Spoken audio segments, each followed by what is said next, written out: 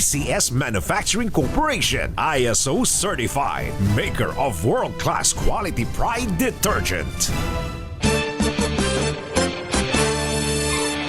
Araw po ngayon ng Martes, July 14. 5 araw na lamang birthday na ni Jerry Baha. Kumbidado kayong lahat. Oo, ngayon pa nga lang, nagpapakain eh. Oo, ayan na. Ayan na.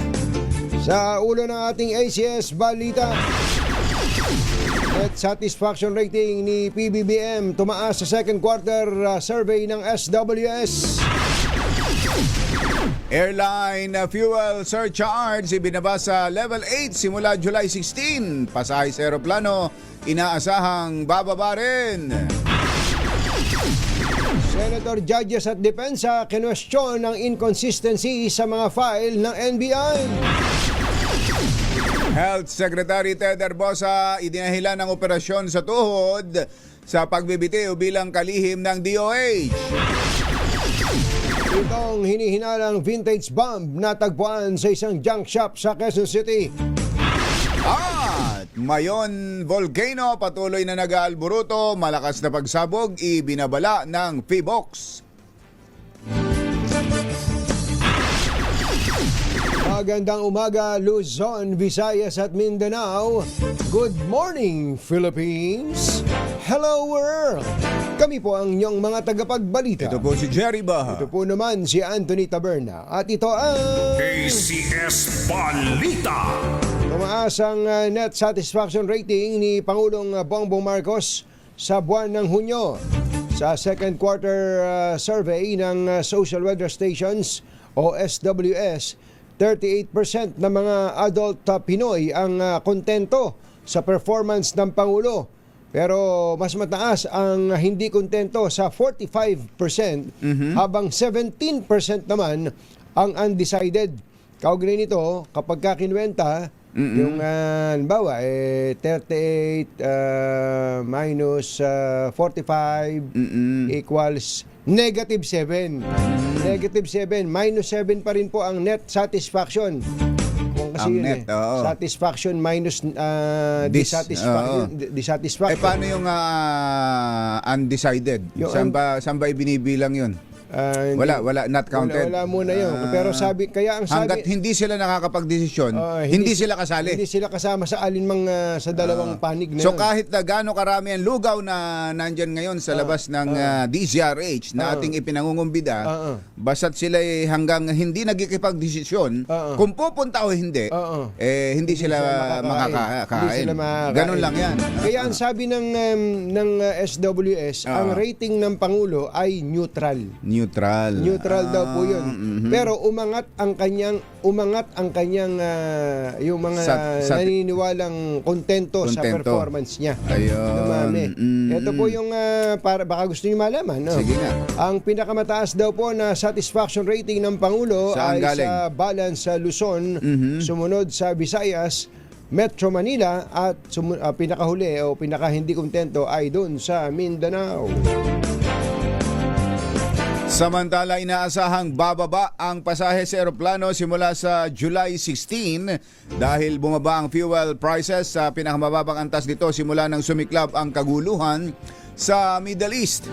Inanunsyo ng Civil Aeronautics Board na bababa sa level 8 lumalakas yun. bababa sa level 8 ang fuel surcharge ng mga airline mula sa Huwebes.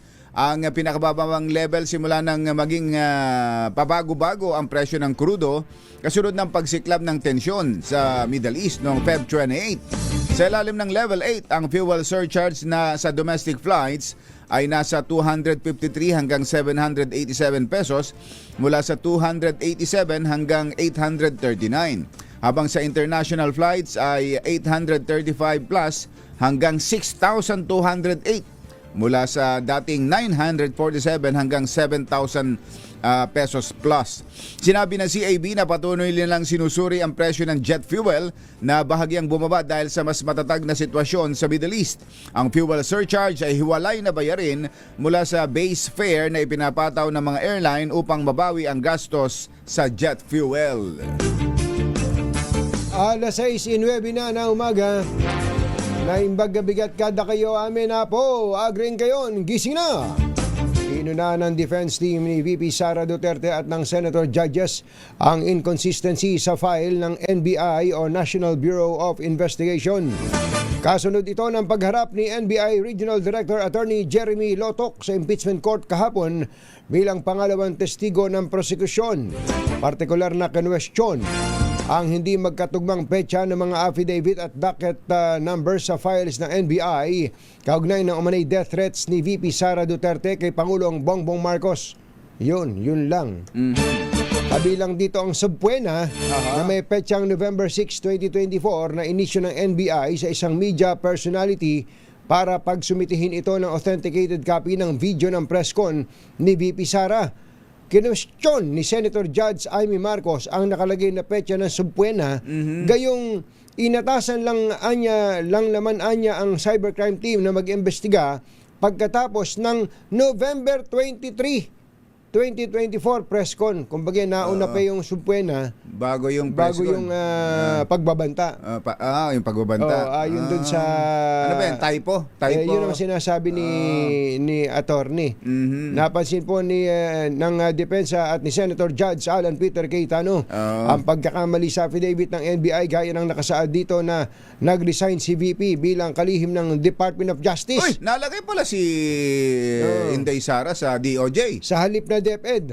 Bagay na tinawag naman ni Lotok bilang typographical errors lamang.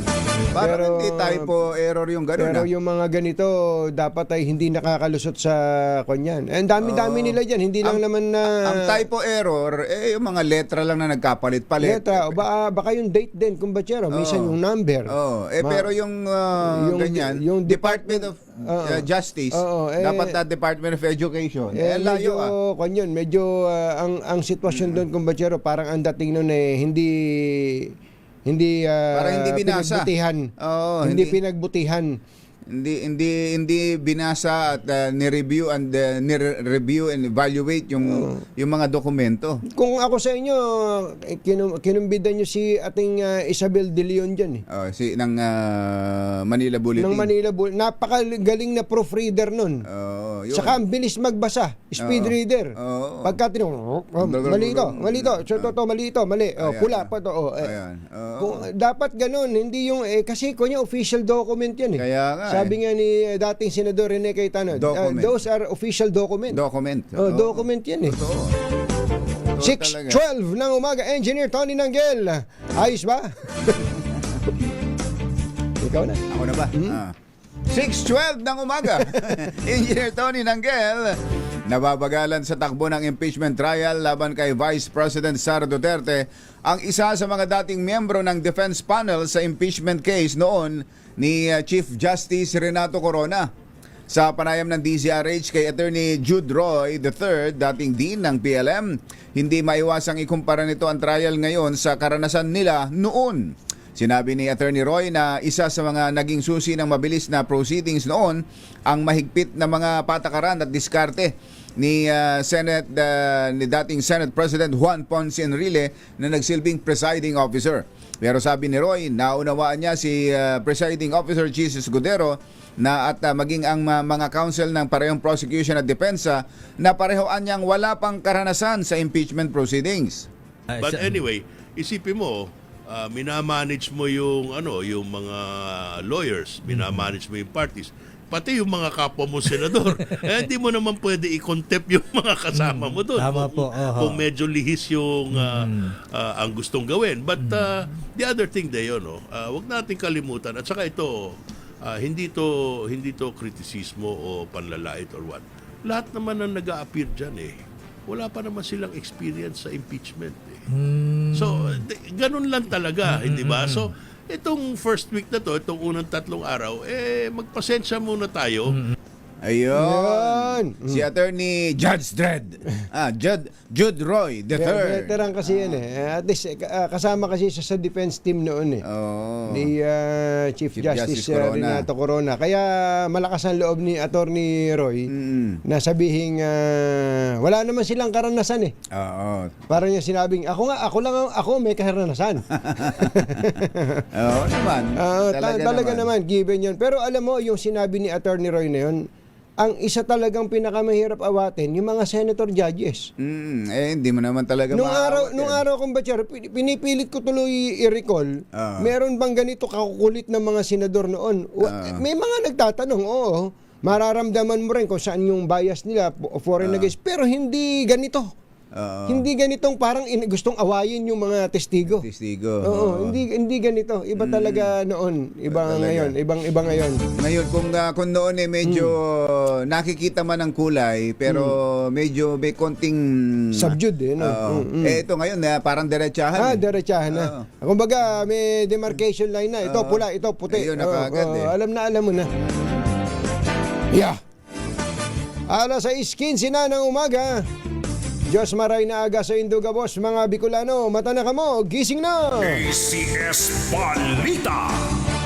Nag-resign na bilang Health Secretary si Teodoro Ted Herbosa dahil sa health reasons. Health Secretary resigns for health reasons. Talaga. Sa kanyang resignation letter, sinabi ni Herbosa na ang kanyang pagbibitiw sa pwesto ay bunsod ng patuloy na pagpapagaling kasunod ng kanyang bilateral knee replacement surgery. Sa bagay, ang kalihim naman ng Department of Health, tao rin. Tama. Na nagkakasakit din.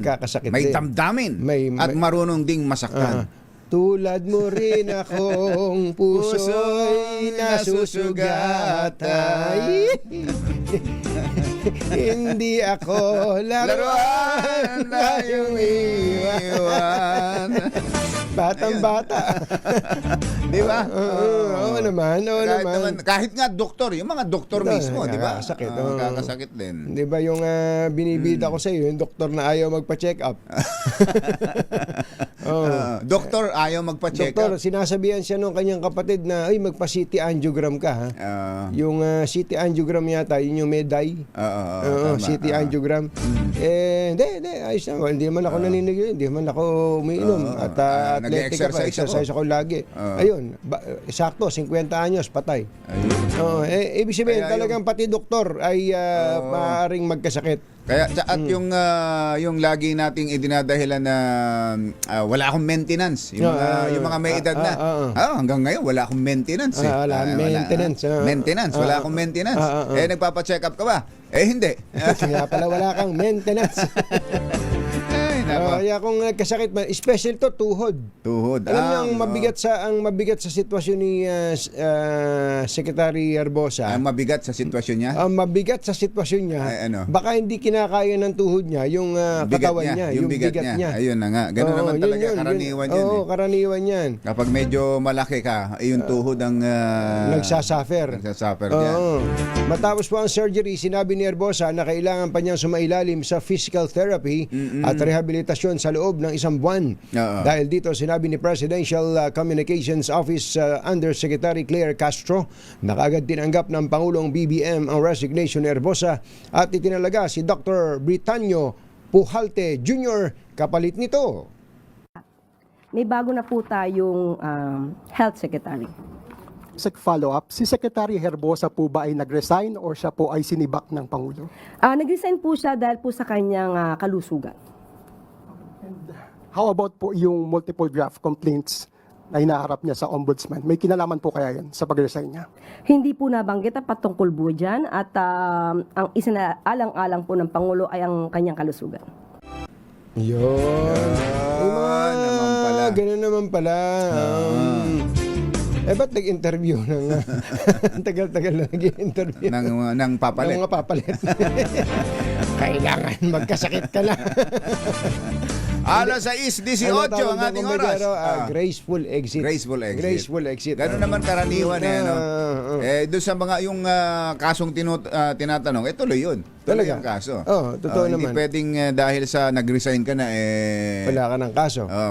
mawawala na rin yung kaso. Yung administrative siguro baka hindi na dahil yung penalty ng administrative kadalasan ay connected sa position. tatanggalin ka sa trabaho mo, ganun, sususpindihin ka kaya. Yung criminal, yun ang maaaring magpatuloy. Pero yung in fairness naman kay Secretary Herbosa, pagka lagi ko nababasa yan yung mga nagpa-file ng reklamo sa kanya. Nagrereklamo sa kanya puro anonymous. Anonymous. Walang nagpapakilala. Puro anonymous. Puro kung sino kaya ang concerned DOH employees. Anonymous. Puro ganun ang nagpa-file ng kaso. Alata mong inoperate din ito si Herbosa nung mga siguro, yung ibang mga hindi na nakikinabang doon sa kanya doon. O kaya natatakot naman, baka paghigantihan. Pwede rin. Yun. Abangan natin kung ano gagawin ng ombudsman. Ayan. Sa unanimous complaint na yan. Unanimous. Samantala, voluntaryo ang ginawang pagbibitiw sa pwesto ni outgoing Secretary of Health Ted Herbosa. Dito naman ang paglilinaw ni Cabinet Secretary Benhur Abalos sa gitna ng mga lumulutang na ulat na pinuwersa ni Pangulong Bongbong Marcos si Herbosa na mag-resign. Ayon kay Abalos, naghain si Herbosa ng kanyang courtesy resignation voluntarily at tinanggap naman ito ng Pangulo para sa tuluyang pagpapagaling ng kalihim. Nabatid na nakasick leave si Herbosa simula pa noong July 6 at mangangailangan nito ng 3 hanggang 4 na buwan na extensive rehabilitation matapos mailalim nga sa replacement surgery sa kanyang tuhod. Sa resignation ni Herbosa, sinabi nitong kailangan niyang alagaan ang kanyang sarili at maging patas kung hindi niya mailalaan ang kanyang buong oras at effort sa pagtugon sa mahalagang usapin sa DOH habang siya ay nagre-recover. Alas 6:20 na ng umaga. Susunod! Ito boy! Uy, may mga vintage bomb daw na natagpuan dyan sa Quezon City. Buti nila't hindi sumabog. Yan at iba pa sa pagbabalik ng ACS Balita. 6:21.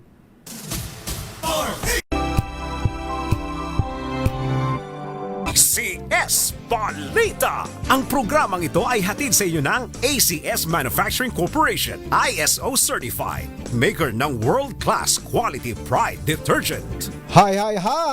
Maganda morning! Ano bang araw today, kumbachero? Today is Laundry Day Friday. Yuhu! At pag Laundry Day Friday, all you need is Pride washing machine detergent. May triple stain away formula, kaya tanggalang makapit, madikit, malupit na dumit man siya, kaya easy ang labada.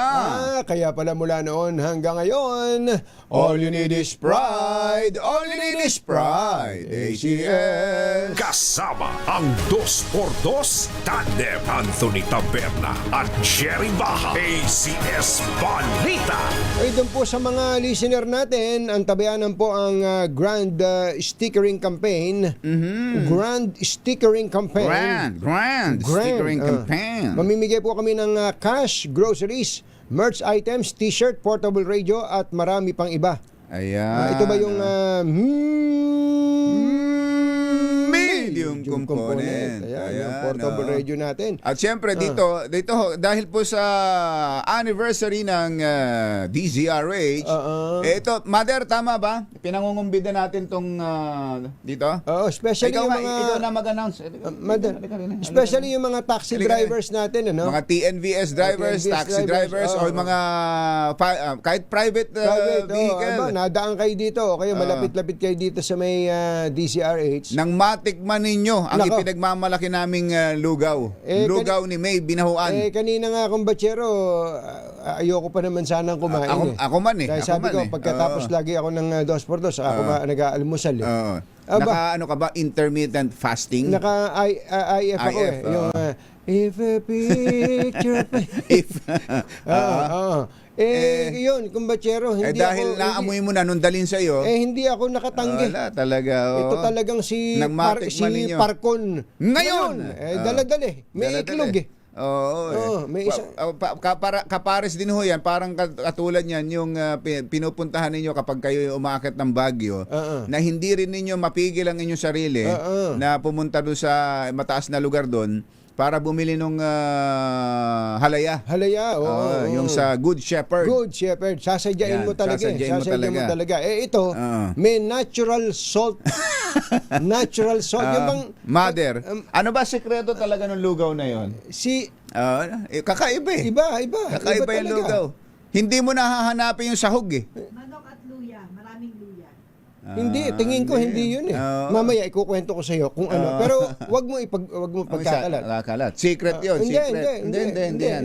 Mapakalinis naman talaga nitong Malinis. pagkakagawa nito. At mamaya po, Inuulit po natin pinangungumbida ho namin. Punta ho kayo dito sa DZRH nang kayo'y makatikim ng lugaw at may iklog. may iklog. Napakasarap. Ayan, Thank you po. pwedeng paulit-ulit, Mother? Pwede, hanggat gusto nila. Aba, Anli ha? Anli. Huwag nila iuwi. Walang take out. Walang take out. Walang take away. Walang take away. ACS Balita. Lakyam Japchit 6:27 ng umaga. Pitong vintage bomb na pinaniniwalaang mula pa noong Second World War ang natagpuan mula sa isang junk shop sa Barangay Bagong Buhay, Project 7 o Project 4, Quezon City. Ayon sa pulisya, inireport ito ng may-ari ng junk shop matapos makakita ng kahina-hinalang mga bagay habang nagbababa ng mga scrap mula sa kanilang branch sa Antipolo. Bitaw sa investigasyon na aksidenteng na isama sa truck ng isang trabahador ang live mortar rounds. Naku. Sa pag-aakalang ordinaryo itong bakal o scrap metal lamang. Agad rumisponde ang District Explosives and K9 Unit ng Quezon City Police District at natukoy na ang mga natagpuan ay 7 kinalawang na 60mm high explosive M49 A2 mortar rounds na agad namang inalis para sa proper disposal. Wala namang naitalang nasugatan sa insidente habang muling nagpaalala ang pulisya sa publiko na wag hawak sa mga pinaghihinalaang explosives at agad itong ipaalam sa mga otoridad. Muling nakapagtala ng lava effusion at minor strombolian activity ang Bulkang Mayon kahapon.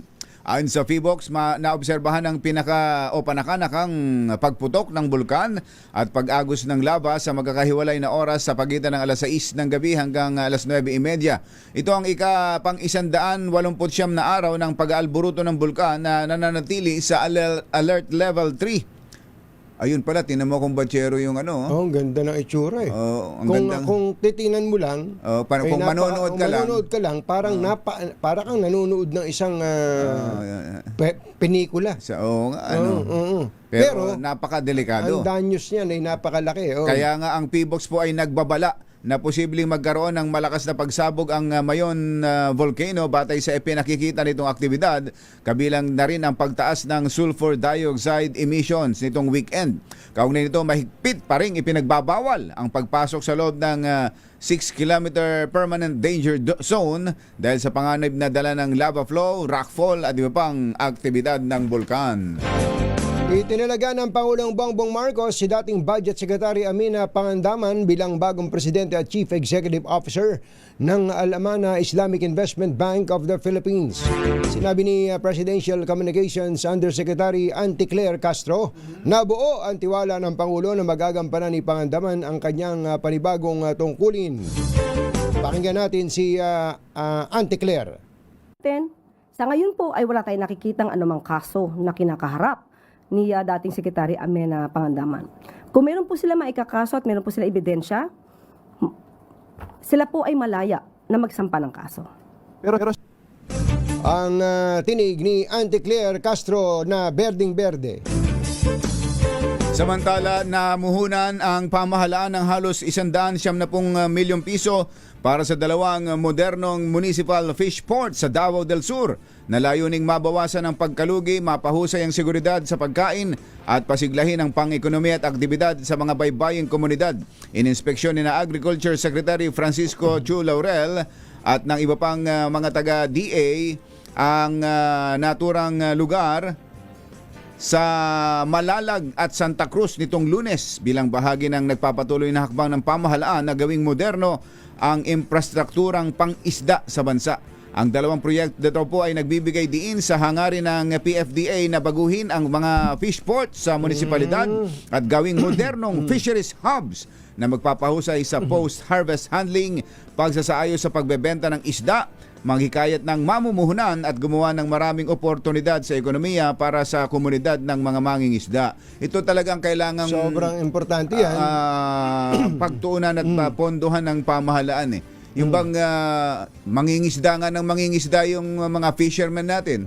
Tapos walang pagdadalhan. Walang pagdadalhan. O kaya, habang naghihintay. Habang naghihintay, mga bubulok na. Ayun. Dahil walang mga facilities. Sobrang- Ito yung kailangan. Alam mo, magandang bagay din na galing sa industriya ng pangingisda itong si Secretary Kiko. Alam niya to Oo, tama. Alam niya to na yung kung gaano kahirap mangisda. Oo, yun. Oo. Alam niya kung gaano kahirap mangisda at itong mga isdang to kapag ka nandidiyan na sa nakadaong na. Oo. Tapos walang cold storage, Ayun, walang maayos na ice plants. Ayan, nasasalubong. Nasasalubong diyan. Wala. Masisira yan. Masisira. Hindi rin naaabot sa mga consumers yan. Talaga. Kaya nga doon sa atin, di ba? Sa atin sa Alaska. Sa atin, at sa iba pang mga lugar. Sa sustansya at lasa, walang tatalo, wala pa rin tatalo sa Alaska. Di ba? Sa ibang bansa, kapag naglalayag yung mga bangka, yung mga barko nila, may kasama ng ice plant. Ando na. May kasama ando ng na ice mismo. plant Sa vapor mismo. Kasi matagal silang nasa laot, yung mga malalaking vapor kumbatsero. Actually, yung mga pribado at malalaking vapor kumbatsero, walang problema Ganun dyan din, oo. Walang problema. Ang problema, yung mga municipal fishermen natin Ayan, na nangingisda sa mga municipal waters. Ayan, sa mga paligid lang. Paligid lang. Kung hindi mo halimbawa, kung pag mga ilang araw ka sa laot, tapos pagdating mo, dala-dala mo, may yelo na rin dala yung mga kababayan, mga isda. Kaya lang, sandali lang din yun. Sandali pero pagdating sa dalampasigan, buti sana kung may hahango na. Kailangan may sasalo na, may hahango na.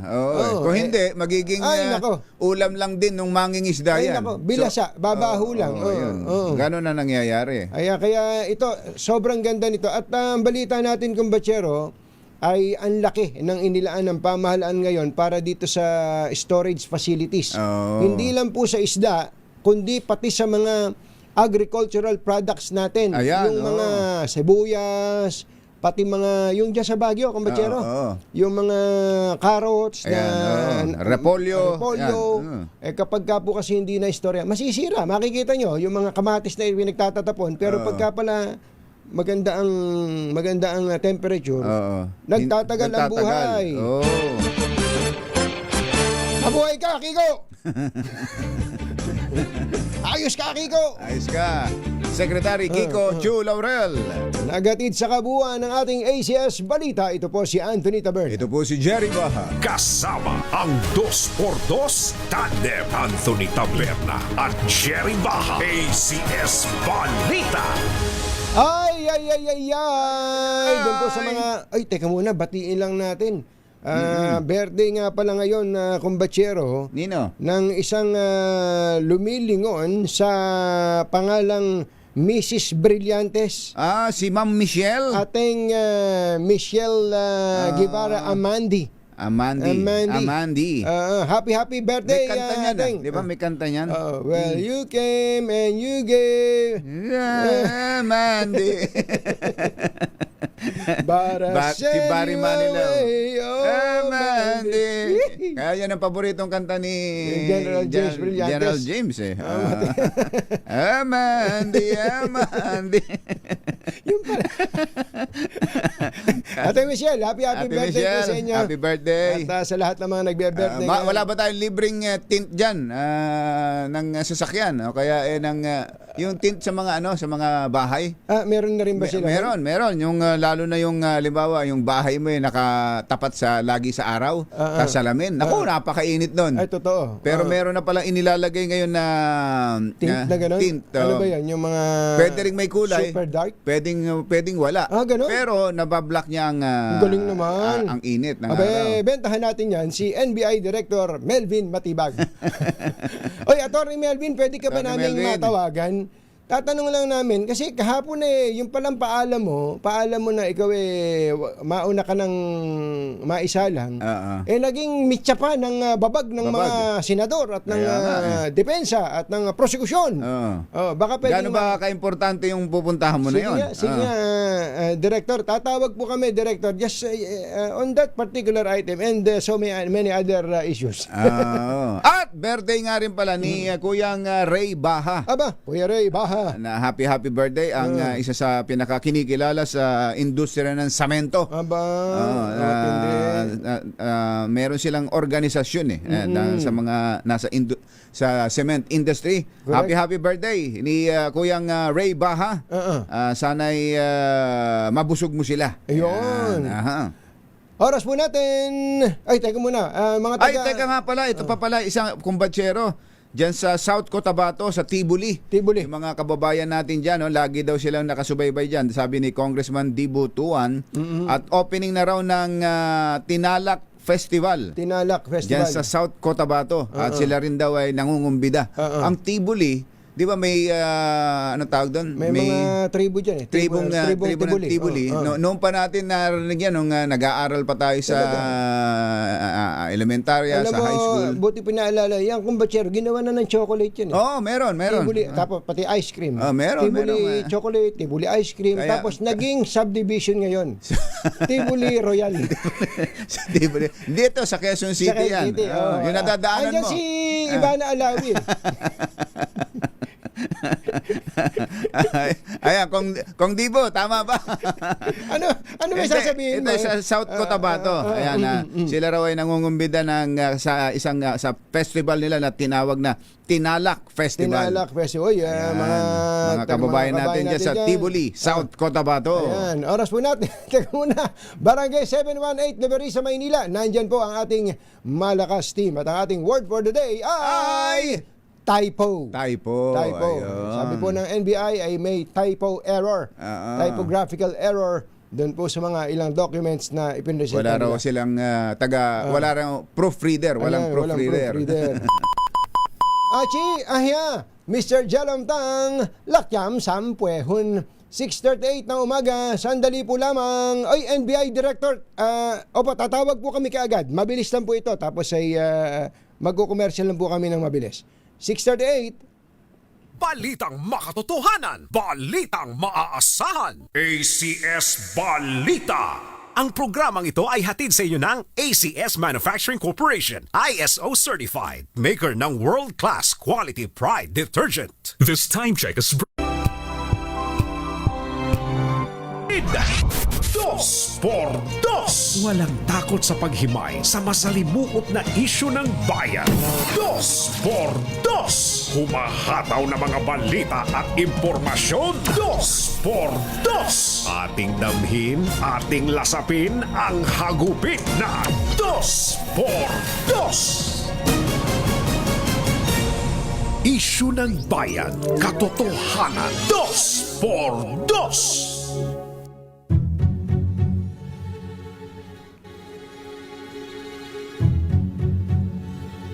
Huwag na tayo mag-intro.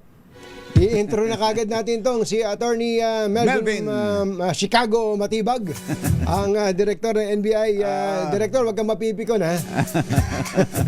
Magandang morning, Director Good morning, Matibag. Si Director. Katunying po at saka si Ka Jerry. Magandang umaga po, Katunying at Ka Jerry, sa lahat po ng tumatangkilik sa inyong programang Dos por Dos. Magandang umaga. At Katunying, hindi po ako yung piko niya. May kilala po ako pero hindi po ako yun.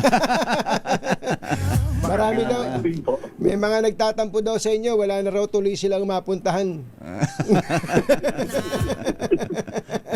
Okay, Po kami binabantayan dahil may balita po kami na Lumipat lang? lumipat. Ganun naman yan. Monitor po namin. Clue. Saan lugar ba yan? Quezon City o Ortigas o saan po ba yan? Wala, nabanggit nyo na po. Nabanggit nyo. Nabanggit ko na nga. Parang alam ko na nga. Napagkukwentuhan na ng mga ilang mga kakilala natin eh. Director, una-una naging paksa kayo kahapon na. Kahit ganyan kayo kasikat. Hindi pa kayo ang nakasalang pero kayo na ang pinag-uusapan. Yun nga. Dapat inayos niyo yung kwelyo niyo. Tingnan na, wala pa ako diyan. Ako namin nag-uusapan.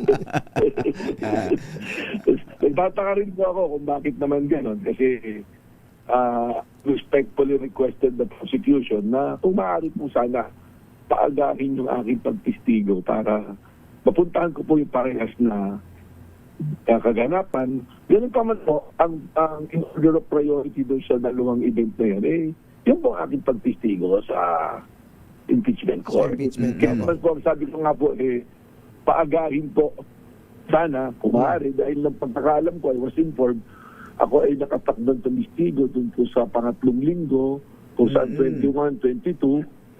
So, ini-request ko po sana na baka pwedeng maisingit ako na mapaalam This week po na. ngayong linggo. Today po sana, tapos bukas, tapos ano. Kasi alam ko naman po na hindi naman po matatapos ng isang araw yung aking pagtistigo dahil kagaya po kahapon, nakita nyo, yung cross-examination hindi pa nga po tapos. Ay, meron lang po sana akong dadaluhan na isang importanteng event po sa Bangkok na kami po on regional yung scam po, yung mga ganyan po na makakapulong po na malaki sa ating bansa. Bakit po?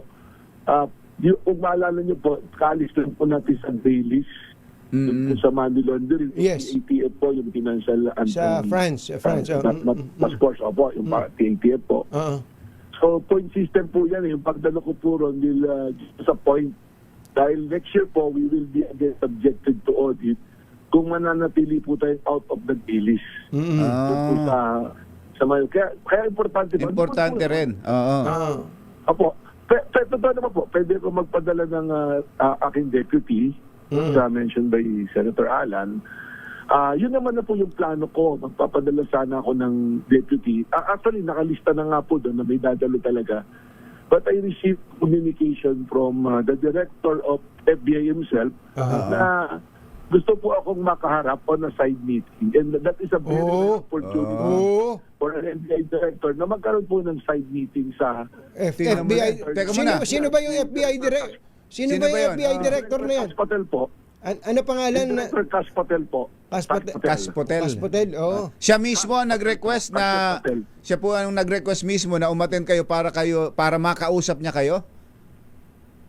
Yung pong kanyang yung pong kanyang country representative dito, yung election officer po.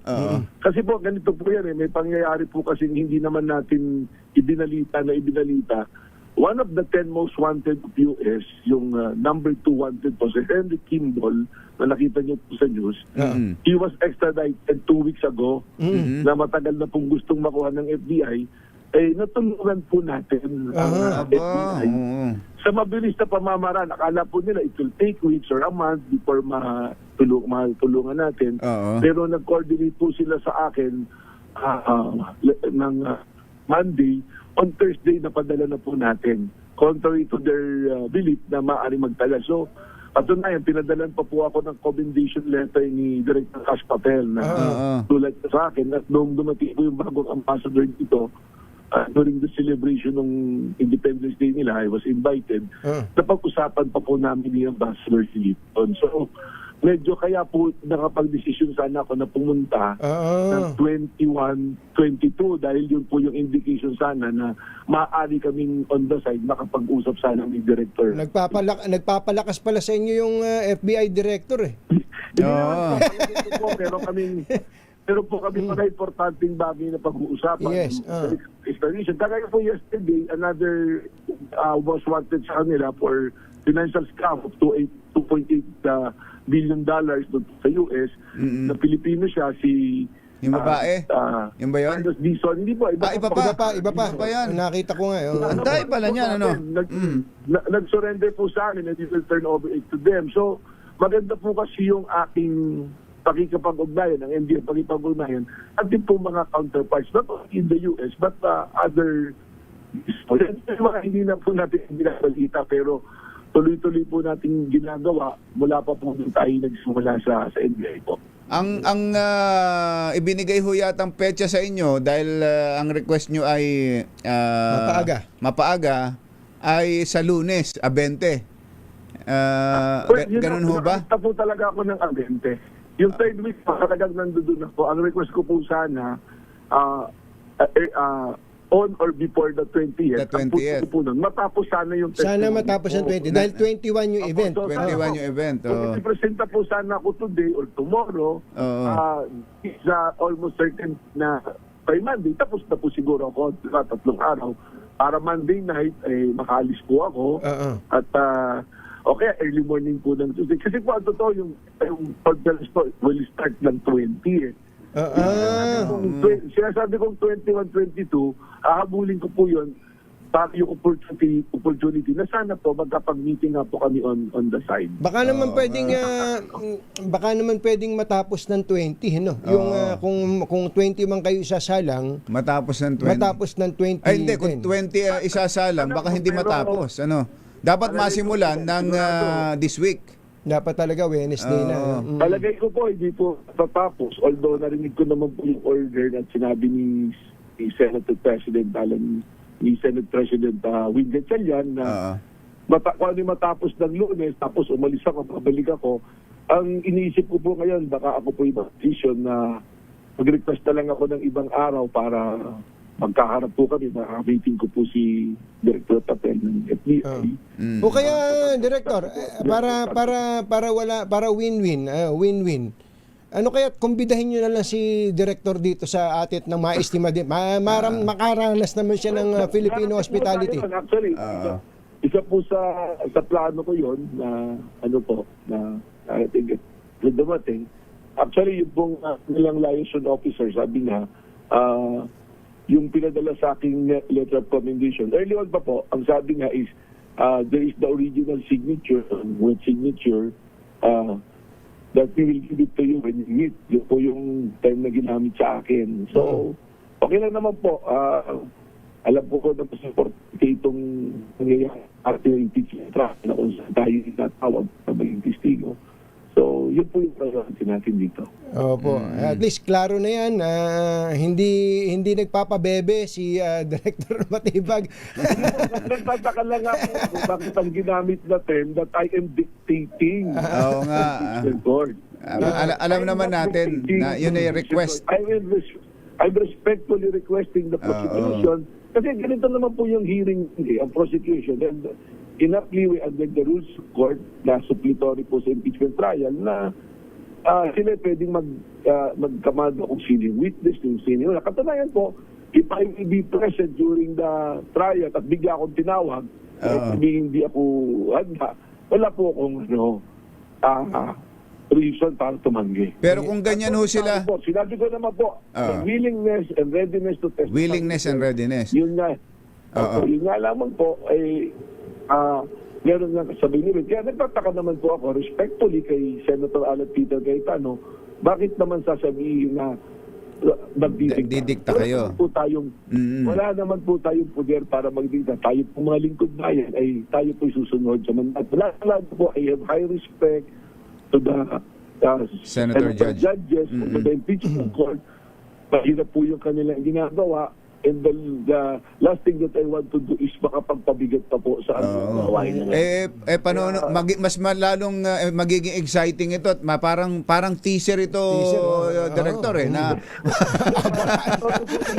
yung pagharap ninyo. Alam Peter Cayetano, talagang inaabangan niya. Ano po, just a little commentary po. Ay ako naman, kaya naman po lumabas na sa pre-trial order that I will be one of the witnesses.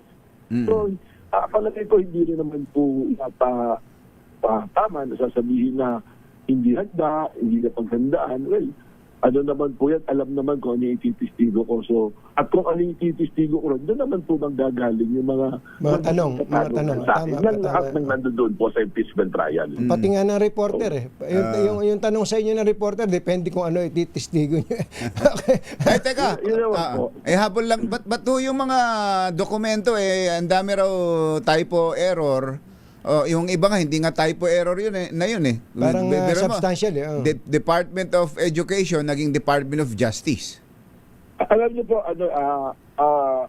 nangyayari po talaga yan. At ako mismo as a director, pag dumadaan sa akin yung papel, meron po akong mga napupunan na ganyan kasi lalo na po yung mga subpoena, templated po kasi yan na Katunying, Jerry eh. So minsan po, ang ginagawa, parang yung template na yun, mag-cut and paste po.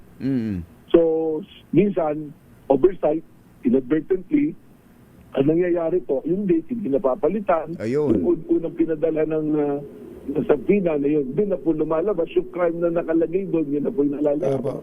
Hindi na napapansyalan na po. So, our graphical po, ang importante po itong tingnan natin sa mga kababayan natin is the substance of the document, substance of the testimony. But of course, kung may pagkukulang at mali, dapat po talaga na makorek. Nakita ko naman po yung mga typographical po din. At sa akin po, halimbawa, yung tungkol po dun sa sinampino ng Multi, November 11, December 4, that is a clear na mali yung pagpasok na yun. Diyan na po nangyari na templated, pinasok doon. Pero it was a clear oversight na was addressed dahil yung kalyan ng po ni DP Sara, sumagot naman po eh. Ibig sabihin, there's already a recognition po. Opo. Director, salamat po sa inyo. Thank you, Director. Magandang umaga po. At si Kwan, pagka nakausap yung FBI Director, Si Kash Patel. Si Kash Patel, sabihin nyo, punta dito, pakainin natin ng Sisig. putong binyang. Pwede po natin ang kape ni Katunying. Salamat po, NBI Director Melvin Matibag. Thank you, Mabuhay ka. sir. Salamat po. Thank you. Masamang tao lang ang takot sa dalawang to. Kaya kung maitim ang balak, magtago ka na! Anthony Taberna, Jerry Baha, Dos por Uy, abangan nyo rin po yung mayor ng Mandaluyong. Makakausap natin mamaya si Mayor Menchi Abalos dahil sa tinimbang ka. Ngunit kulang. Meron daw pong mga bigas na pinamimigay doon. Imbis na 10 kilo, ay may 8 kilo lang. Yung iba, 9 kilo lang. May tumira yata. Naku po, may namburiki. Oo, ang may kasalanan, si BBM. Sabi nung iba, si BBM yan. Sabi nung iba, alamin natin, ano ba ang nangyari doon, ano? Namimigay ba sila ng kulang? Kanino napunta yung 2 kilo? 3 minutes bago ang alas 7 ng umaga. number.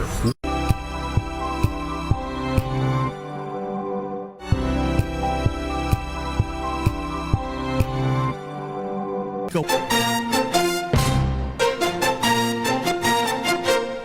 Katonying at Jerry, Anthony Taberna, Jerry Baha, ang samahang pinatibay na ng panahon. Dos por dos. Dos por dos. Bachero. Sungit na. May sasabihin lang ako magandang balita ito. Ano naman yan? Lalo na para sa ating mga GSIS members at pensioner. Ano nga yan, kumbachero? Ito yung mas pinalawak, mas pinadali at mas pinalaki. Itong GSIS Balik Ginhawa Chew. Maganda yan Ano ang pwedeng ma-avail ng mga miyembro at ng mga pensyonado? Pwede silang makatanggap ng refund na katumbas na hanggang 6 na buwang loan amortization mula December 2025 hanggang May 2026. Paano yung may mga arrears na ang loan? Pwede pa rin mag-apply, kumbachero, basta hindi pa due and demandable yung loan. Ayan, kaya sa ating mga GSIS members and pensioners, samantalahin ang pagkakataong ito. Mag-apply na sa GSIS Balik Ginhawa Chew gamit ang GSIS Touch App. Mas malaking ginhawa ang hatid ng GSIS para sa inyo. Kauna-unahan sa Pilipinas. NBC Manila Broadcasting Company. DZRH, member, kapisanan ng mga broadcaster ng Pilipinas. Member KBP. Oras! Mayor Menchi Abalos. 7:04 na ng umaga. Balitang bagong-bago. Balitang dapat alam mo. Balitang magdadagdag ng talino. Dahil bagong impormasyon. Makibalita. Unang-una sa DZRH. Pangunahing balita. Kasama ang 2x2 tandem nina Anthony Taberna at Jerry Baha. Sa ulo na ating mga paunahing balita, NBI pinanindigan sa impeachment court na seryoso, totoo at aktwal ang banta ni VP Sara laban kay Pangulong Marcos. Prosecution lumamang sa depensa sa unang linggo ng impeachment trial batay sa survey ng Tangeray. Pangulong Marcos biyaheng Singapore ngayon. Inflation, biggest concern ng 84% ng mga Pinoy. Sundalo patay ng barilin ni Mrs. Suspect patay din ng saksakin naman ng BNN. Ay, sus, Mario Josep. Sa Bacolod City. At container truck na may kargang alak nasunog sa Parañaque.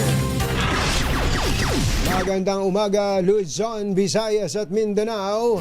Good morning, Philippines. Hello, world.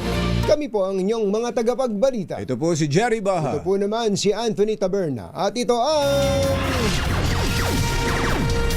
Pangunahing balita.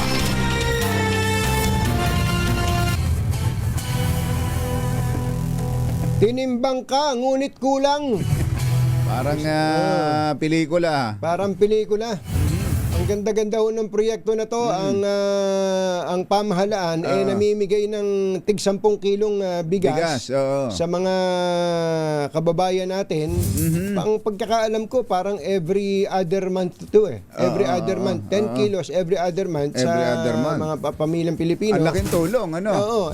Tama-tama. Ang nabanggit po kasi Saan ba nangyari ang tinimbang ka ngunit kulang? Yan ba yung nangyari sa ikapitong gatang? Hindi. Yung kapitong gatang sa Tondo, Tondo yun. yan eh. Ito sa Oblo. Sa Oblo. Sa Mandaluyong. Kausapin natin si Mayor Menchi Abalos. Ay, si Mayor. Ay, Mayor Menchi. Magandang morning. Si Katunying po at saka si Ka Jerry. Yes, magandang umaga sa inyong dalawa, Katunying and Ka Jerry, at sa lahat po na nakikinig. Magandang umaga po. Ay, magandang Opo. umaga po. Siguro po, unang-una, malaman lang namin ano po bang findings ninyo dito sa investigasyon na ginawa ninyo na may mga kababayan pala tayong nung tinimbang yung bigas na 10 kilos na ipinamahagi, may 8 kilo lang at may 9 na kilo. Actually, nung nalaman ko yan last Friday, pinamigay namin yan simultaneous sa buong Mandaluyong. Siyempre ako, kampante na ako, okay naman na. Kaya lang yan, yung nakarating sa akin yung balita na mayroong mga kulang ng 2 kilo, mayroong kulang ng 1 kilo. So, siyempre, nabahala ako. Una kong pinagawa, nagpa-imbestiga kaagad ako. And then, ang una kong chinek, yung aming warehouse. Yes. Dahil meron naman CCTV, ang baka kako nga doon. Kasi pinakita naman nila na parang binutas. Binuriki. O yun, parang ganon. Binutas yung sako. And then sabi ko, oo nga, binutas nga. Sabi ko, pacheck mo nga yung CCTV namin sa warehouse namin. Baka mamaya, doon ginawa. And then, nung nakita naman namin, okay naman yung doon sa amin. Doon sa time na pinaimbestigahan ko yung supplier. Ayan. And then yung supplier bumalik sa akin at sinabi nga na yung palang isang truck yata na supposed, kasi may tracker yata sila, supposed to be yata ganitong oras darating na delay. Siguro doon ginawa yung kasalbahihan.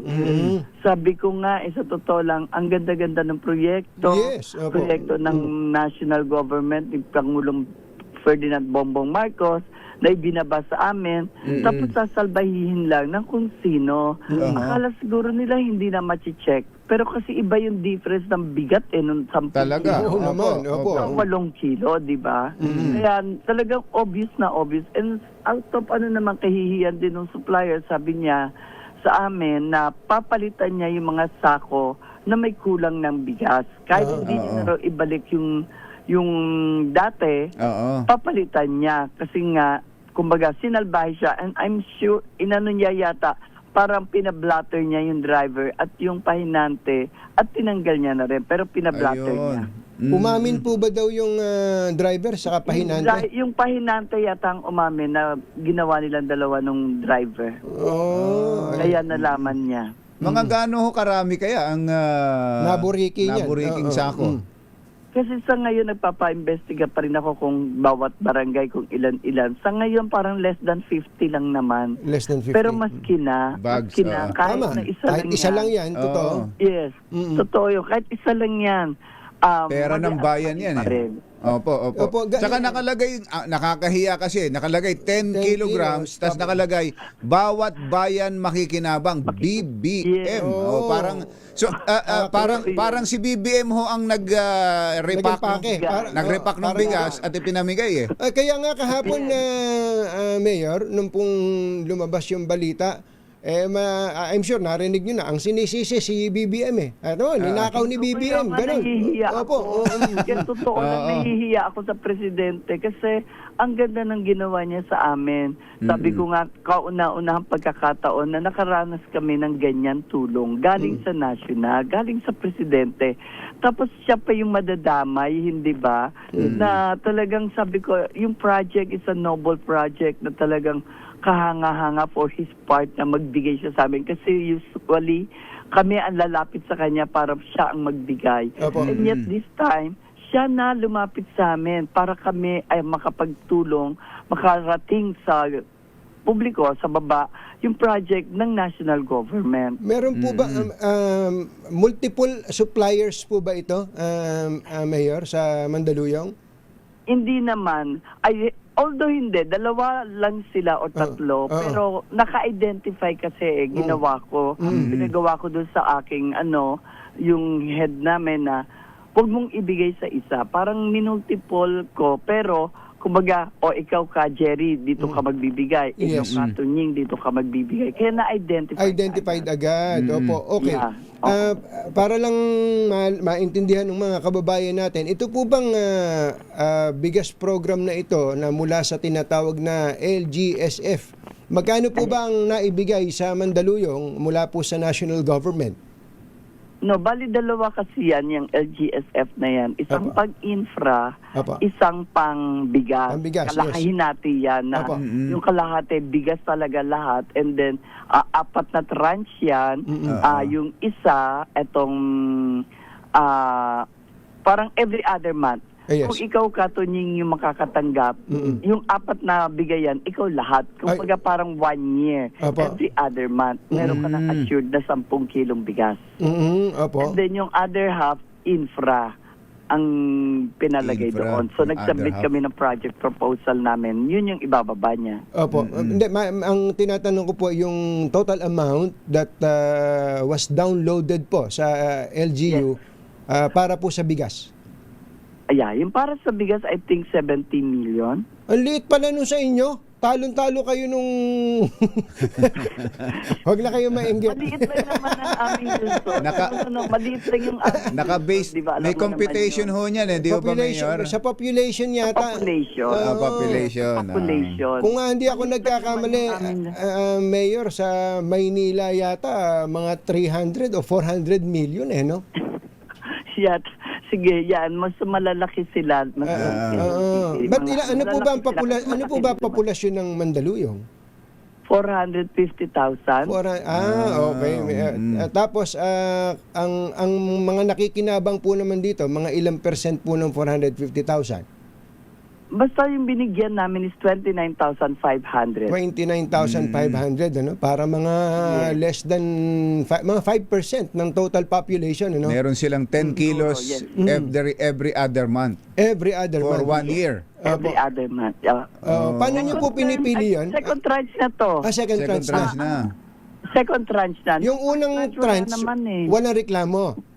Wala naman. Maayos naman. Siguro tinimbag din naman nila yun. Ay, At oo. yun nga, puring-puri, maganda yung bigas, yung mga gano'n. Kasi yun ang bilin sa amin. At sigurado ho, Mayor, alam nila ang timbang ng kasi mga regular na bumibili yan ng mga kilo-kilong bigas eh. Totoo. Alam nila, pag kinuhat nila, kulang to. Gano'n kaagad. Kahit hindi pa daan sa timbangan. Opo. Pa lang, no? Siguro Buhat pa lang. Pa lang. Yes. Maganda ho ba yung bigas, Mayor? Maganda kasi yun ang bilin sa amin, kabilin-bilinan sa amin. Nagpagandahin yung klase ng bigas kasi nga galing na sa presidente Opo. natin. So pagandahin yung bigas. Wala namang reklamo sa quality ng bigas. Doon lang sa Yun timbang. lang. Sa timbang. Ang ganda. Baka tinimbang Naburiki pero pala kulang. talaga. Tinimbang ka ngunit kulang. So, ulitin lang natin, yung pong supplier nito, kasi yun ang in-announce sa Malacanang, blacklisted na. Blacklisted na. Yes, medyo. Sabi ko talagang wala tayong magagawa kasi kailangan may gawin kaming action dahil nga nagkamali yung tao mo. Opo. Nadamay ka lang. Pero Oo. yun nga, in good faith, papalitan naman niya. Oo. And moving forward, I'm sure meron kayong mga dyan, may mga adjustment kayo dyan, may mga pagbabanta ng konti. Pag ginawa nyo pa ito, kayong dalawang natitirang supplier, so, magagaya kayo doon sa kabila, sa isa. Sigurado yun. Actually naging naging eye opener sa amin kasi nga sa sobrang tiwala din and ang dami rin. Hindi na kumbaga pagbaba sa bodega, hindi na rin namin parang nagkaroon ng ng itimbang pa. Opo. Alam mo yun, yung parang sobrang tiwala mo, per sacks, 5 yung laman sa so 50 kilos, ina-assume mo 50 kilos, bilang mo per number na lang ng sako. Tama. Kaya Hindi nga mo ho, na para binigyan ng time para magtimbang. Kaya sabi namin, lesson learned, simula ngayon, kahit na magtagal yung delivery, patitimbang na namin yung sako mismo. At yung gagawa pa niyan ay diretso sa oblo. Oblo, dami. Sa loob. Diretso na Sa loob. Hindi, mas maganda ka, Tunying, meron akong crematorium. Delikado yun, matindi yun. Mas mabagsik pala kayo. Mayor Menchi, maraming salamat po. Yan, Joke. Naiintindihan po. Maraming salamat po sa oras at Thank you, magandang umaga po. Mayor. Thank you rin sa binigay niyo pagkakataon na makapag-explain. Maraming salamat, ka Tunying and ka Jerry. Si Mayor Menchi Abalos ng Oblo, Mandaluyong. Pangunahing balita. 7:16 ng umaga. This time check. Pangunahing balita. Oy, kumbatsero. May nanalo na. May nanalo na. May nanalo na. May nanalo May na. Het. nanalo na.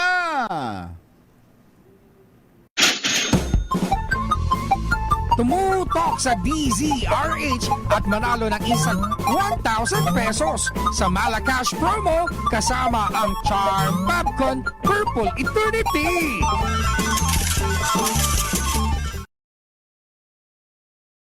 Ayun.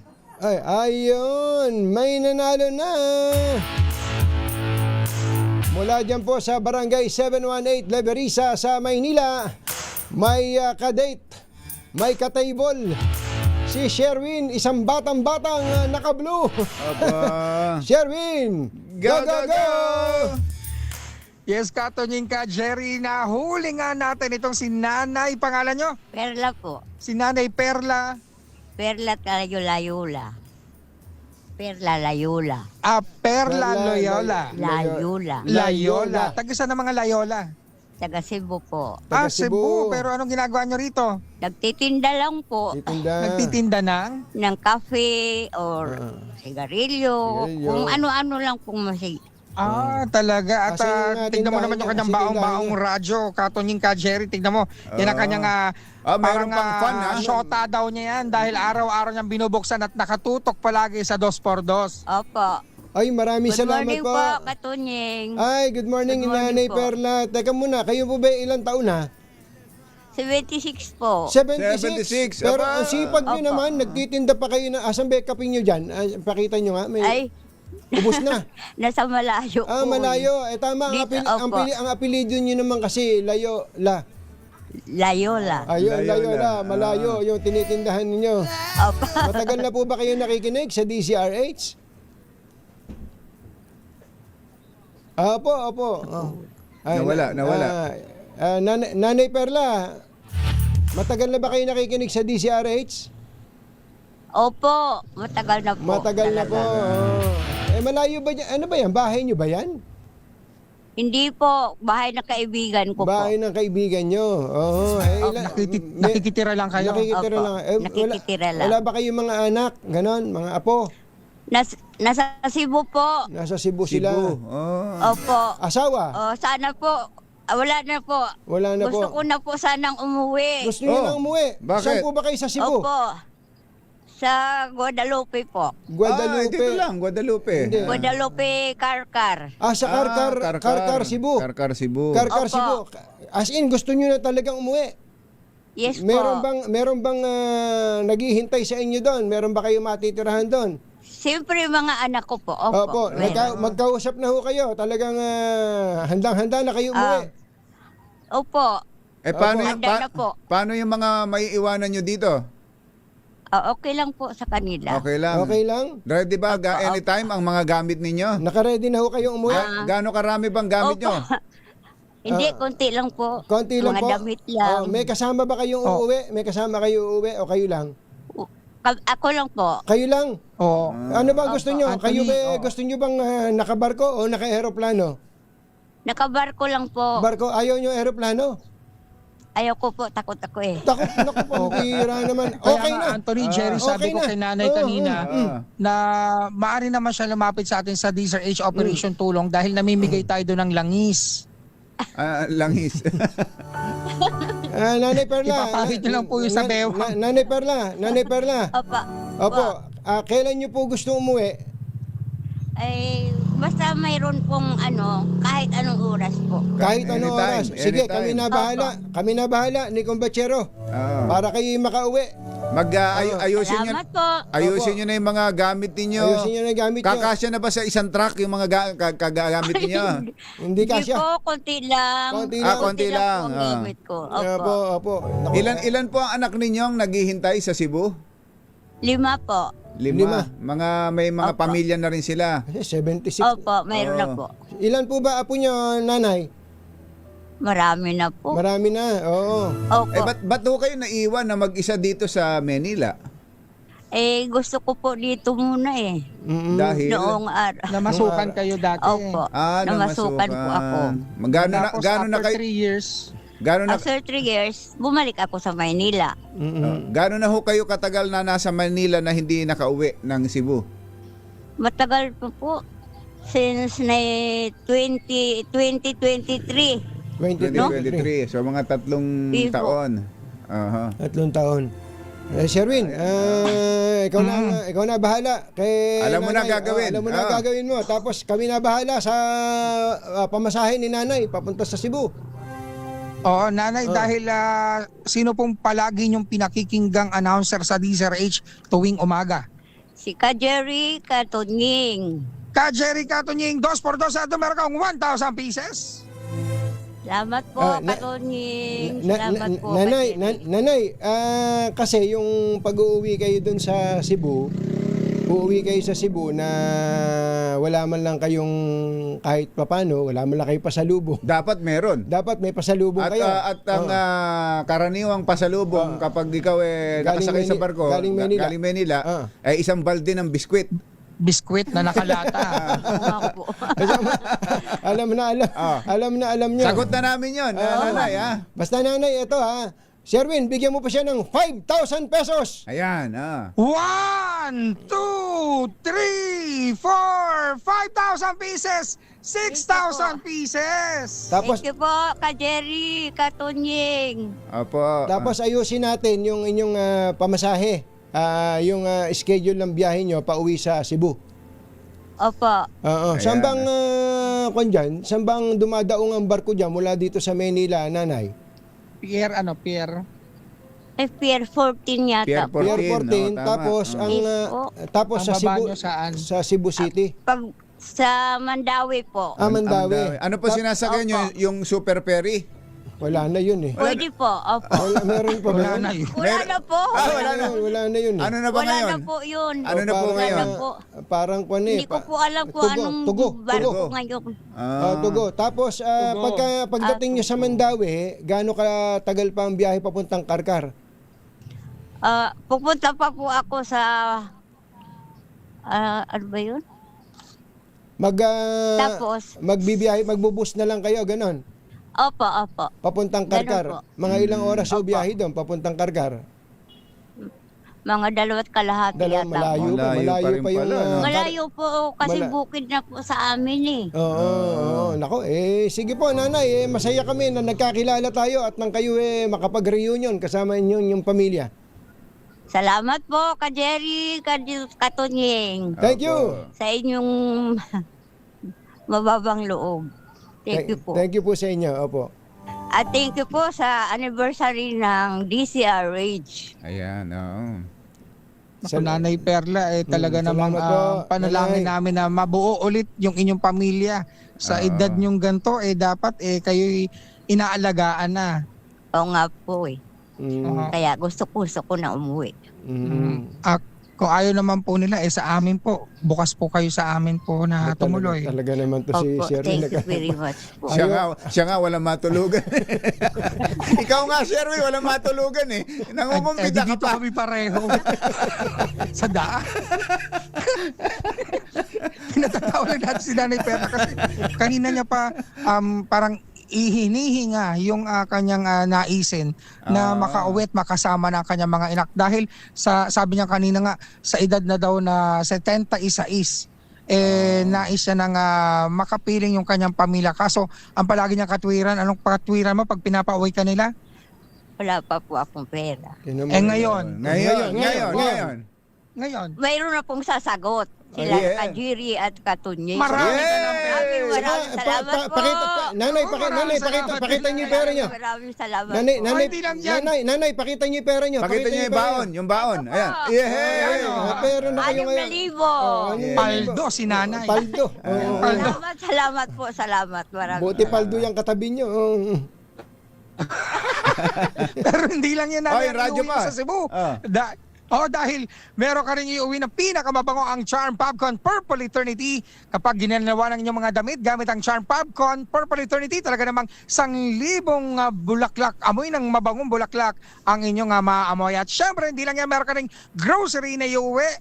Galing yan sa ACS at sa Deezer H at Deezer H t-shirt. Nanay, kailangan masagot mo yung ating word of the day para meron ka pang baon-baon na medium component. Taipo po.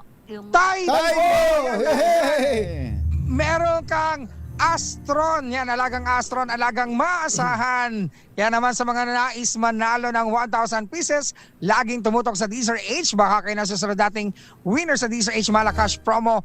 Hatid sa atin ang Charm Popcorn Purple Eternity. RH number 6, Sherwin Bata Alfaro, Deezer H. Una sa Pilipinas, una sa Pilipino.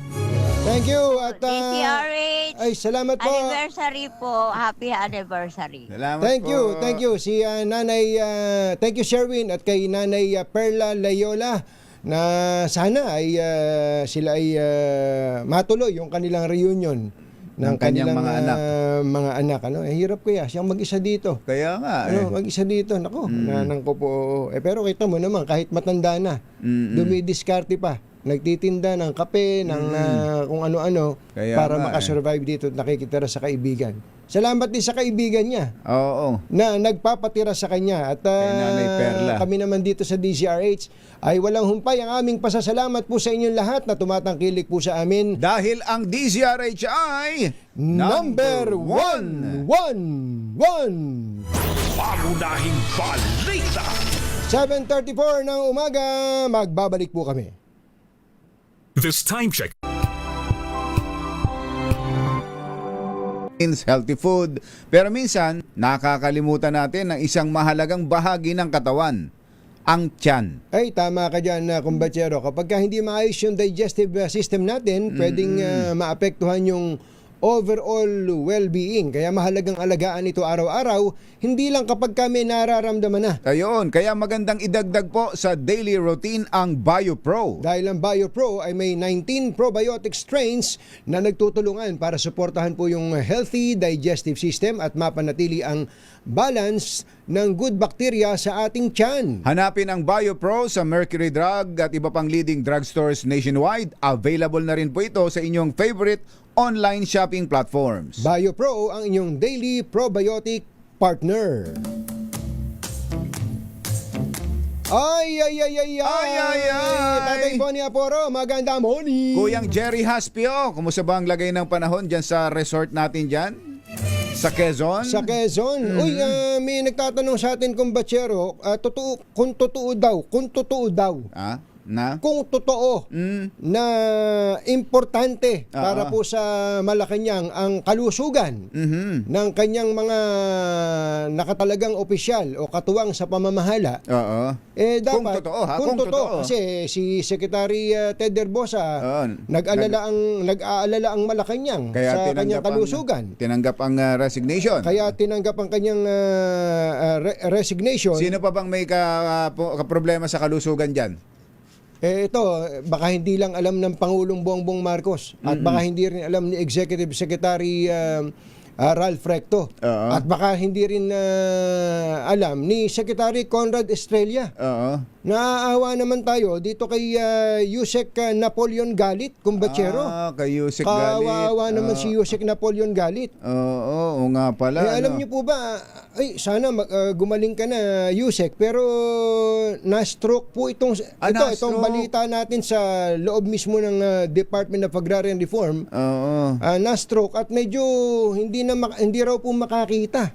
Nako. Oo, kaya laging may nurse pang karay-karay pagka pumapasok sa opisina. Halos hindi na daw po makabasa. Paano makakapag-perform pa yan as Yusek? Napaka-importante niyang Department of Agrarian Reform. Totoo, kumbatsero. Kaya sabagay, marami naman siyang kamag-anak na kasabay niyang nandyan, di ba? Ako sa bagay. Kung sa bagay. Di ba siya yung nabalitang maraming kamag-anak na kasama dyan sa DAR? Oo, siya pinakamarami. Pero ito, inaalala lang natin ang kanyang kalusugan. Yusek, walang kabuluhan ang lahat. Walang kabuluhan ng lahat. Kung meron mang kapangyarihan dyan, meron mang compensation dyan, meron mang impluensya dyan sa posisyon na yan, walang kabuluhan lahat yan kapag ka ikaw ay hindi maayos ang iyong kalusugan. Oo, kaya sana unahin. Pinaka-importante, kalusugan. Unahin niyo po yung kalusugan niyo, sir. Opo, saka na yung power. Yung power, saka na yan. Pagka magaling na kayo, di bumalik ulit kayo. Pero ngayon, tingin ko, i-prioritize po ninyo, sir, ang inyong kalusugan. Secretary Conrad Estrella, hindi niyo po ba nakikita si Yusek Napoleon Galit? Di na ba kayo naawa dun sa matanda? Oo. Pagpahingahin nyo na po. Para naman sa gayon ay maayos po niya at ng kanyang pamilya matutukan ang kalusugan nung matanda. Pangunahing balita! Hindi po kami galit. Hindi po kami galit. Yusek Galit po yung binanggit namin. 7:45 ng umaga. Come on! Yung daw pong magulang ng grade 4 student na nasawi matapos painumin ng pampurga, hindi daw po makikipag-areglo. Ano? RH15 Giselle Ricafort. Coming Giselle! Jerry Katunying nanindigan ng mga magulang ng grade 4 student na namatay matapos painumin ng pampurga sa Cavite na hindi sila makikipag-areglo kahit anuman ang mangyari. Ayon sa ama ng 8 taong gulang na si Leo Nation, may pagkukulang umano yung mismong paaralan doon sa 13 Martires City sa Cavite.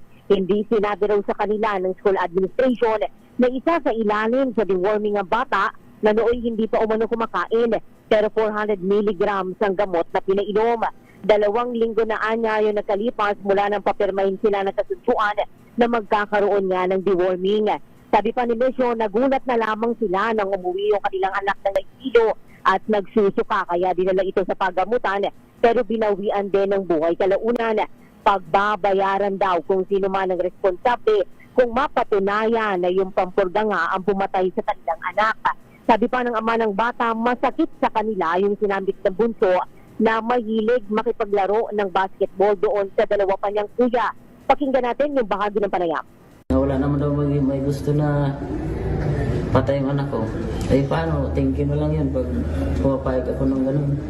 Nagpagkukulang talaga man kasi hindi po sinabi sa amin na papainumin yung anak ko. At saka wala kong kain yung anak ko, ma'am eh.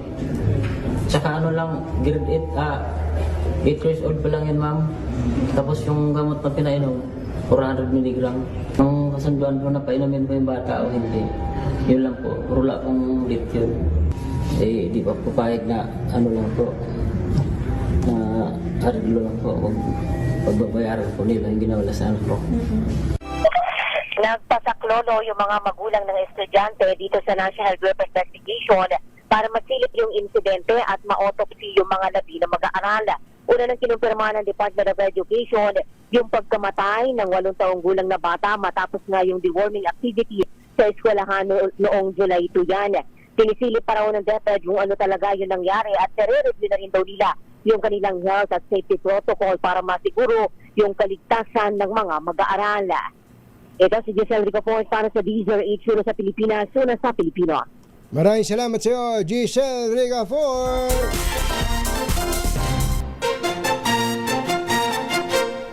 Katonying at Ka-Jerry. Anthony Taberna, Jerry Baha, ang samahang pinatibay na ng panahon. 2x2.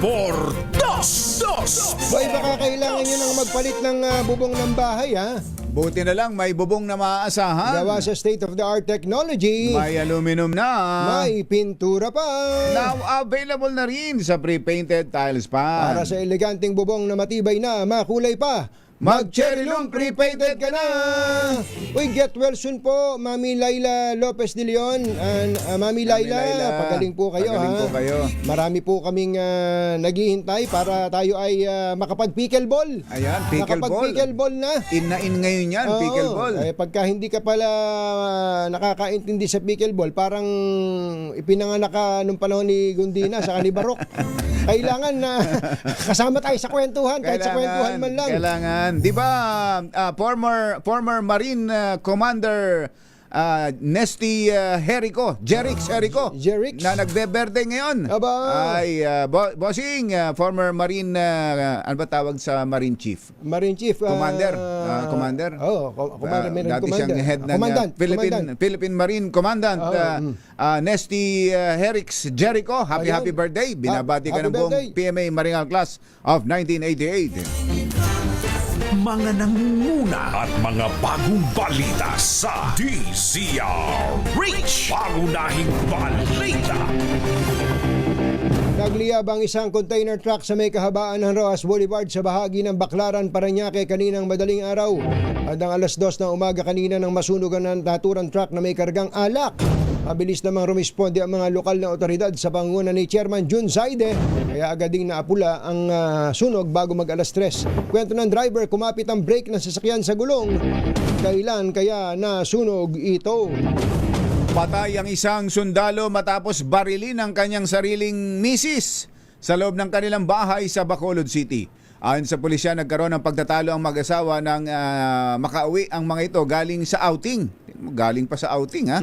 Sa gitna ng diskusyon, bigla na lamang umalingaw-ngaw ang mga putok ng baril na service firearm mismo ng biktima bago ito humandusay.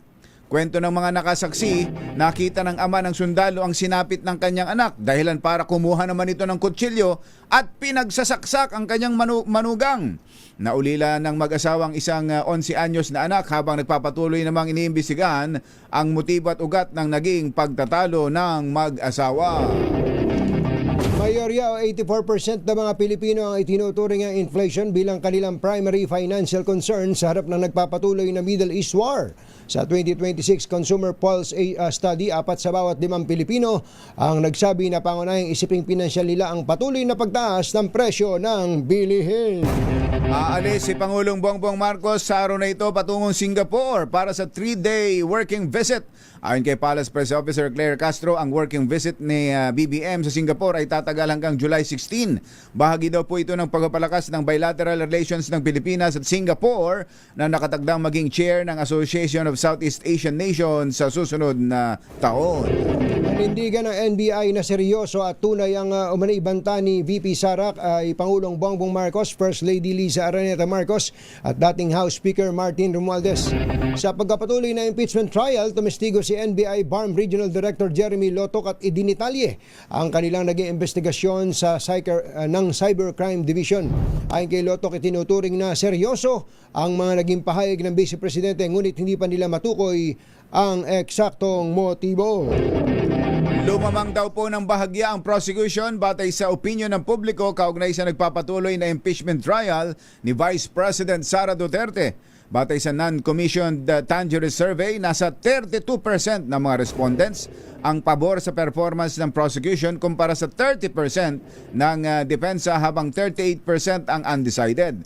Pinakamalakas ang suporta sa prosecution sa Metro Manila at iba pang bahagi ng Luzon, samantalang mas pinabura naman ang depensa sa Mindanao, habang sa Visayas mahigit kalahati ng mga respondents ang nanatiling walang pinapanigan. Delikadong hakbang sa prosekusyon ang gawing testigo si Attorney Zuleika Lopez. Ito pananaw ni Attorney Jude Roy III, dating din ng pamantasan ng lungsod ng Maynila at dating miyembro ng defense team ni nooy Chief Justice Renato Corona. Sa panayam ng DCR8, sinabi ni Roy na nakapag iniharap ang prosekusyon si Lopez bilang hostile witness ay tiyak na puro pabor sa kampo ng depensa ang kanyang babanggitin. Itinalaga bilang bagong kalihim ng Department of Health si Philippine Orthopedic Center Medical Center Chief Dr. Jose Britanio Pujalte Jr.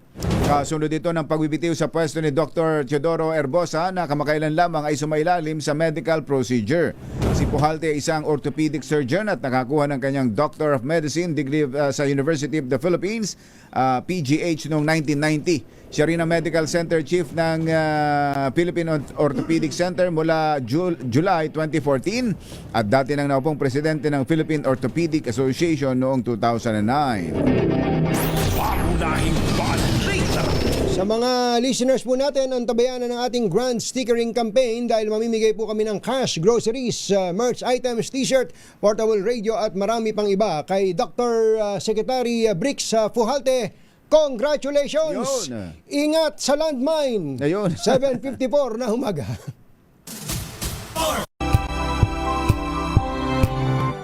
Atunying at Ka Jerry 2x2. Upang sugpuin ang lumalalang kaso ng iligal na online gaming sa bansa at protektahan ang mga manlalaro laban dito, inilunsad po ng PAGCOR ang PAGCOR Guarantee website. Maaring i-check ng publiko na sabing website kung lisensyado at lihitimong isang online gaming site bago sila maglaro o magbayad. Regular na ina-update ang website at may direktang link ito sa mga lisensyadong gaming platforms. Ayon kay PAGCOR Chairman and CEO Al Tenco, matutulungan ito ang publiko na makaiwas sa panlilinlang habang pinoprotektahan ang kanilang karapatan bilang manlalaro. Paalala ni Chairman na maging mapanuri sa bawat online gaming activity na sasalihan sapagkat dumarami ang mga reklamo hinggil sa iligal na gaming sites na hindi nagbabayad ng panalo. Oy, congratulations ulit kay sa ating bayani na sigurong matatawag. Ito pong si Alex Ayala. Alam mo, magaling talaga tong batang to. Narinig mo ba kahapon kung paano siya yung response niya sa speech ni Pangulong Bongbong Marcos? Napaka-articulate niya. Hindi lang articulate sa English. Magaling, matatas din talagang magtagalog. At yung content, yung laman. Yung laman mensahe. niya, kumbatsero. Wala ba tayong video niyan na mga taga-RH TV? Talagang, saka sabi ng mga tao, ang tangkad pala. Matangkad. Nagmukhang mga malilinggit na mga tao, yung mga katabi niya. Matangkad po talaga, 5'9", kaya lang mukha siyang maliit. Dahil ang mga katabi niya sa Wimbledon, mga matatangkad din. mas matatangkad din, o kasing tangkad po niya. Congratulations muli, Alex Congratulations. Ayala, at inuulit natin Ang bagong inspirasyon ng mga Pilipino. Totoo. Hindi lang magaling, hindi lang malakas. Siya po ay matalino. Matalino at higit sa lahat, mapagmahal sa bansa. Ayan. Parang kumpleto si Ricardo, no? Oo. Kasi marami tayong mga kakilala, magaling, matalino, pero kulang sa pagmamahal sa bansa. Ayun. Kailangan po nating dumami ang lahi ni Alex Ayala, kaya suportahan po natin ang Ayala Avenue at Ayala Bridge. Ayala Bridge. Bye! Happy weekend! Woo! Damdaming bayan! Susunod na!